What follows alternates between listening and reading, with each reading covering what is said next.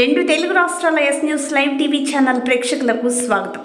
ఖమ్మం జిల్లా తల్లాడ మండల పరిధిలో గల కేశవాపురం గ్రామంలోని పేదలు నిర్మించుకున్న రేకుల షెడ్లు, గుడిసెలు, ఇండ్లు, పెద్ద పెద్ద వృక్షములు, పాయకాన దొడ్డు నిర్దాక్షిణ్యంగా కూల్చి దళిత నాయకుని మెప్పు పొంది పై స్థాయి కొలువులు ఆస్వాదించి గొప్ప విజయం సాధించిన అప్పటి టీఆర్ఎస్ బీఆర్ఎస్ నియోజకవర్గ నాయకుని తొత్తులు గులాబీ పల్లకి బోయిలు అయిన కొందరు అగ్రవర్ణాల రెవెన్యూ అధికారులు, స్థానిక కారు పార్టీ గ్రామ నాయకులు అంటూ ఆరోపిస్తున్న ఇండ్లు కోల్పోయిన బాధితులు.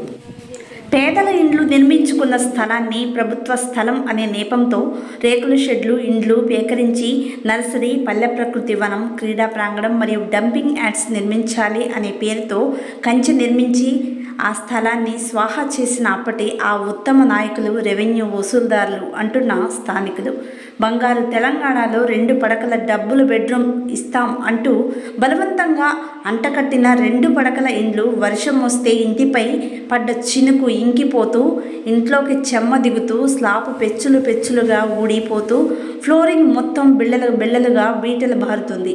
ఈ ఉత్తిరి బిత్తిరి ఇండ్లు ఎప్పుడు కూలి మా ప్రాణాలు పోతాయో అంటూ పరిష్కృతిలో గ్రీవెన్స్ డేలో CPI ML mass line Tallada committee ఆధ్వర్యంలో స్థానిక రెవెన్యూ తహసీల్దార్కి ఫిర్యాదు చేసిన బాధిత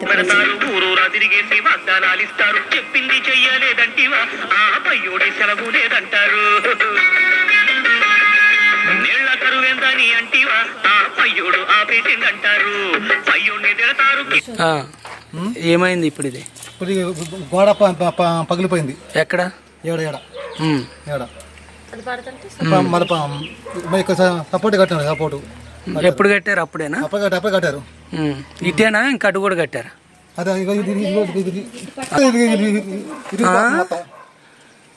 మొత్తం లోపల కూడా చెమ్మొస్తుంది మొత్తం అసలు. మరి ఇప్పుడు ఆ సపోర్ట్ ఏంటికి? సపోర్ట్ ఇక్కడ ఇది వంగిపోయింది. వంగిపోయాకే కట్టినది. ఇక్కడ ఏది ఇది విడిగా ఊడిపోతుంది. ఏదమ్మా సంచిగా ఇంకోండి సార్, ఇక్కడ కూడా మొత్తం నెరగాడు మొత్తం వచ్చింది సార్. ఇదంతా ఇప్పుడు ఇది ఆసంతం ఊడిపోతుంది. ఊడిపోతుంది. ఇక్కడ సపోర్ట్ కట్టారు. సపోర్ట్ కట్టింది ఎవరు? అప్పుడు మేస్త్రిలేనా? అప్పుడే శ్రీలక్ష్మి సార్, పడ్లానపు శ్రీలక్ష్మి. మీ ఆయన గారి పేరు? పురుషోత్తం. ఈ సారేనా? మీకు ఎంతమంది పిల్లలు? అబ్బాయి, అమ్మాయి. ఇప్పుడు మీ బాధ ఏంటి? ఇప్పుడు అక్కడ ఒకటి మెట్లన్నీ ఇరిగిపోయి పడ్డది, మీది కూడా అంతే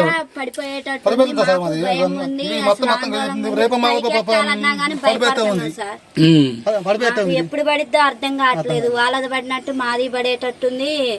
ఎట్లా ఇచ్చింది అనుకుంటే అది ఏమి ఇదిగా ఉన్నట్లేదు. కాకపోతే ఏందో ప్రాణాలతో భయంతో ఉన్నట్టు ఉంటున్నాం. ఇప్పుడు ఇది వర్షాకాలం కాదు, ఎండాకాలం మొత్తం ఇరిగిపోతుంది.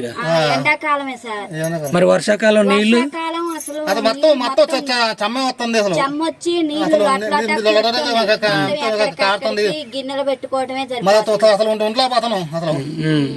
గిన్నెలు పెట్టుకోవడమే సార్. బాగా వానొస్తే మొత్తం అసలు ఏమి ఆడికి మొత్తం చదువుకోవడమే. ఇప్పుడు మీకు అక్కడ ఇల్లు ఇచ్చారు, అప్పుడు అక్కడ ఇల్లు వేసుకున్నారు మీరు? అప్పుడు మేము అప్పుడు వేసుకోలేదు.